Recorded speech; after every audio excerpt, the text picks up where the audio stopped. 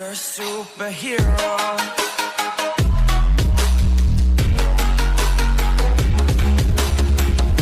Hello guys, welcome back to your ABPS सब YouTube channel. आप सभी का स्वागत है आपके अपने एबीपीएस सब यूट्यूब चैनल पर। और आपने अगर हमें अब तक सब्सक्राइब नहीं किया है, do not forget to hit the subscribe button guys.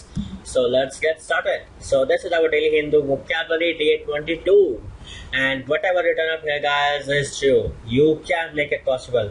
See guys, हमारी each and every video approximate 6 to 7 minutes की होती है।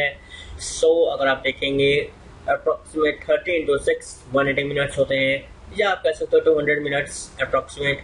तो 3 hours या 3.5 hours में आराम से 1000 vocabs plus learn, memorise, revise कर पाएंगे।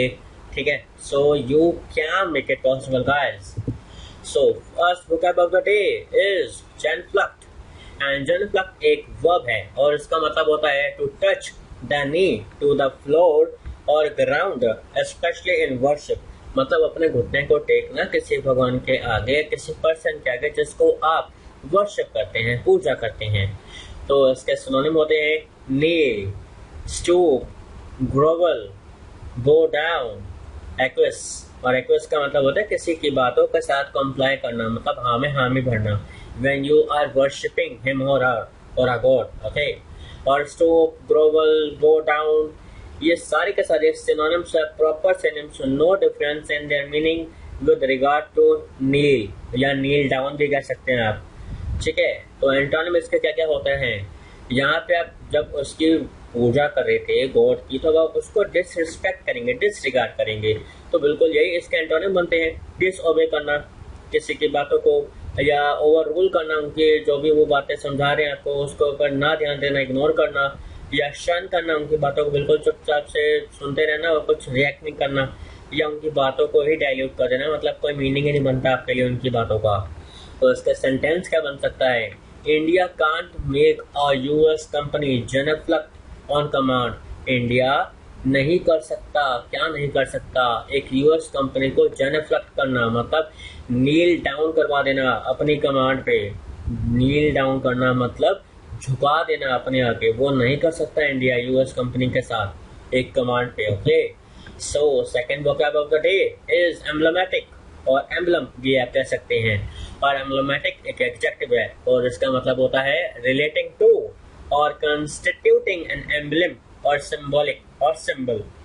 मतलब एक किसी चीज का या किसी पर्सन से रिलेटेड या किसी ऑर्गेनाइजेशन से रिलेटेड एक सिंबल होना। जैसे आप आर्मी में देखेंगे तो एम्बलम होते हैं वहाँ पे, है ना, तो उसकी बात हो रही है यहाँ पे। तो इसके सिनोनिम क्या बन सकते हैं, आइकॉनिक, रिप्रेजेंटेटिव होना किसी चीज का या किसी ऑर्गेनाइजेशन का, या इंडियन आर्मी भी आप एग्जांपल ले सकते हैं। Illustrative and exemplary, it is a very good word for you guys. Okay, same meaning regard to representative, iconic and illustrative. अब इसके एंटोनिम क्या बन सकते हैं, यहाँ पे आप एम्ब्लेमेटिक का एक तरह से सिंबल बता रहे थे कि ये किससे रिलेट कर रहा है, एक सिंबल से रिलेट कर रहा है। तो अब आप कहेंगे सिंबल से नहीं, एक्चुअली ये फैक्चुअल है, ये लिटरल है। लिटरल मतलब एग्जैक्ट है, कोई एक सिंबल नहीं है, हाँ ये चीज है, ये आप एम्बलम नहीं कह सकते, ठीक है ना खाली। तो टिपिकल है, या आप ये भी कह सकते हो कि ये चीज सिंबल है, बट हाँ ये जो ऑर्गेनाइजेशन है वो तो एक फैक्चुअल है, लिटरल है, एग्जैक्ट है ना। सिंबल की बात नहीं हो रही है, अब उसके अपोजिट की बात हो रही है यहाँ पे। तो इसके सेंटेंस क्या बन सकते हैं, the American flag is emblematic of freedom. मतलब ये है जो अमेरिकन का फ्लैग है वो एक सिंबल है फ्रीडम का। Okay, so third vocab of the day is exonerate, और exonerate एक वर्ब है और इसका मतलब होता है to relieve of a responsibility, obligation और हार्डशिप। मतलब ये है किसी रिस्पॉन्सिबिलिटी से आपका छुटकारा हो जाए, या आपको वहां से, मतलब आपने निकल लिया वहां से, बस आपको उससे छुटकारा मिल चुका है रिस्पॉन्सिबिलिटी से, या आपके ऊपर कोई एहसान था किसी का, या एक हार्डशिप जो आप एक हार्ड वर्क कर रहे थे। या आप ये भी कह सकते हैं टू क्लियर फ्रॉम एक्यूजेशंस और ब्लेम, किसी ब्लेम से एक्विट हो जाना, या वहां से आप बच कर निकल जाएं। ठीक है, तो इसके सिनोनिम क्या हो सकते हैं, एक्विट। आपने देखा होगा कई बार कोई जो केस हो रहे होते हैं तो क्या लिखा हुआ होता है, he is acquitted from that kind of case, तो वहां से उसको रिलीफ मिल चुका है, he is now free। Okay, तो clear, absolve, exculpate, and exculpate is a very good word and a new word for all of you, और इसका बिल्कुल सेम मीनिंग है with regard to acquit और clear और absolve, same meaning है, कोई difference नहीं है at all। एंटोनिम इसके क्या क्या बन सकते हैं? अब आप यहाँ पे रिलीफ हो रहे थे, अगर आपने एक क्राइम करा हो तो अब आप यहाँ पे रिलीफ नहीं होंगे, आपने क्राइम करा है तो आपको उसकी सजा मिलेगी। तो यू आर बीइंग एक्यूज्ड, आपने क्राइम करा है तो यू आर बीइंग क्रिमिनेट, और आप क्रिमिनेट भी कर सकते हैं, और किसी चीज को, किसी पर्सन की फीलिंग को या हर्ट करना या डिफेम करना, ठीक है, या इम्पीच करना। अब इसका निमोनिक क्या बन सकते हैं? देखो, ब्रेक इट एज एक्स, देखो एक्स ऑन ए रेट, ठीक है, एक्स में साथ में गॉन, ये ओ एन है, इसके साथ में जी लगा दो, एक्स का मतलब हो गया गॉन, है ना, और ऑनर साथ में आप लगा दो, यहाँ पे ओ एन आ रहा है ना, इस वजह से, तो ऑनर क्या होता है? आपका प्राइड होता है। To bring back your gone honour by getting the blame off you, मतलब क्या है? जो आपका ऑनर था, आपको उसको वापस लाना है, प्राइड वापस लाना है जो जा चुका है। तो उसके लिए आप क्या करेंगे? जो आपके ऊपर एक्यूजेशंस या डिफेमेशंस के चार्जेस लगे हुए हैं, आप उसको हटाएंगे ना, तभी तो आप अपना ऑनर, जो भी प्राइड था आपका, उसको वापस ला पाएंगे, जो गया हुआ है, वापस टास्क हो चुका है आपसे।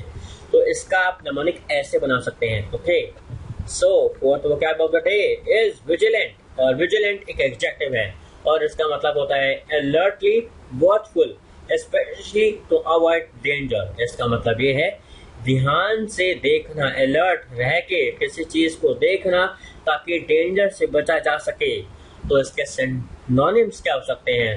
अटेंटिव रहना, ऑब्जर्वेंट मतलब ऑब्जर्व करना हर एक चीज को। अगर आप सिक्योरिटी गार्ड हैं तो you will be observing each and every one who is going in, और को वहां से बाहर निकल रहा है। ओके, तो विजिलेंट हैं आप।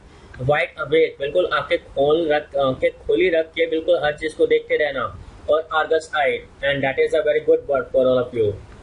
और एंटोनिम इसका क्या बन सकते हैं? अब आप यहाँ पे अलर्ट हैं तो आप यहाँ पे अलर्ट नहीं होंगे, सिंपल है ना। तो वैसे इसका एंटोनिम है एस्लीप हो जाना, स्लीप में आप स्लीप मोड में सो रहे हैं, कोई ध्यान नहीं दे रहे हैं। डोरमेंट रहना मतलब कोई बिल्कुल एक्टिव रहना नहीं, इनएक्टिव होना बहुत ज्यादा। डोजिंग मतलब एक शॉर्ट नैप ले लेना, छोटी सी अपने आंख झपका ली, नींद की हल्के से झपके आपने सो लिया थोड़ा सा डोज। और स्लम्बर, स्लम्बर का भी बिल्कुल वही मतलब होता है, टू स्लीप लाइटली, थोड़ा सा थोड़ी देर के लिए सो जाना। पर अगर आप सिक्योरिटी गार्ड हैं तो आपका थोड़ा सोना बहुत महंगा पड़ेगा कंपनी को, अगर आप एटीएम के बाहर हैं तो इसका सेंटेंस क्या बन सकता है? As a foreign tourist in North Korea under the care of vigilant minders who wanted me to see only the best, I had enjoyed the finest fare available। जैसे कि मैं फॉरेन टूरिस्ट थी north Korea में, मुझे vigilant minders जो बहुत ही alert थे कि क्या चीज़ों को दिखानी चाहिए और हर चीज़ से बचा जाए, जो भी उनके आसपास आ रहा हो जो उनको ना जानता हो। विजिलेंट थे मतलब वो हर चीज़ के बारे में उनको ढंग से बता रहे थे अलर्ट होके। तो under the care of the vigilant minders who wanted me, जो मुझे चाहते थे कि मैं सब जो भी देखूं वो अच्छा ही देखूं वहाँ पे एज अ फॉरेनर टूरिस्ट। तो मेरे को क्या हुआ, मुझे बहुत इंजॉय हुआ मेरे साथ, मतलब मैंने बहुत इंजॉय करा। द फाइनेस्ट फेयर अवेलेबल मतलब ये है मैंने बहुत इंजॉय करा because of those vigilant minders जिन्होंने मुझे सिर्फ और सिर्फ बेस्ट दिखाया नॉर्थ कोरिया में, तो मुझे उससे बहुत मज़ा आया। I had enjoyed the finest fare available। Okay, so fifth vocab of the day is inconceivable, और इसका मतलब होता है unbelievable और impossible to comprehend। मतलब एक ऐसी चीज जो unbelievable हो, या आप ऐसा कह सकते हैं कि एक ऐसा कोई एक लैंग्वेज लिखी हुई है जो कि कॉम्प्रीहेंड कर ही नहीं पा रहा है, उस चीज को समझ ही नहीं पा रहे हैं बिल्कुल। और इनकंसीवेबल एक एडजेक्टिव है और इसके सिनोनिम बनते हैं इम्प्लॉसिबल। आपने सुना होगा implausible, round of applause for those person, मतलब अनबिलीवेबल एक्ट करा उसने, ठीक है ना, बहुत ही अच्छा एक्ट करा तो इसके लिए इम्प्लॉसिबल है, लाउड ऑफ अप्लॉज हो जाएगा। इनक्रेडिबल काम करना या इनक्रेडलस या अनकम्पेलिंग, कंपेलिंग होता है मतलब हाँ ठीक है, सेटिस्फाइंग है, ठीक है, जो आपने करा अच्छा करा, ठीक है। अनकम्पेलिंग का मतलब यही होता है कि अनबिलीवेबल काम कर जाना, या इम्पॉसिबल टू कॉम्प्रीहेंड की जो आपने कर दिया वो मुझे तो समझ ही नहीं आ रहा कैसे कर दिया आपने। वैसे एंटोनिम क्या हो सकते हैं इसके? इमेजिनेबल मतलब आप यहाँ पे कह रहे थे अनबिलीवेबल है, अब वो बिलीव होगा आपको, क्योंकि आप इसके बारे में आप एंटोनिम में देख रहे हैं मीनिंग, तो वो इमेजिनेबल है, आप उसको इमेजिन कर सकते हैं, क्या आप देख सकते हैं। कन्विंस करना, कन्विंसेबल है, ठीक है, इनकन्विंसेबल ही है, ठीक है ना। सपोजेबल मतलब हाँ आप देख रहे हो एक्ट में क्या क्या हो रहा है, तो आप सपोज कर सकते हो कि इसके बाद क्या होगा आगे। और cogitable, and cogitable is a very good word for all of you.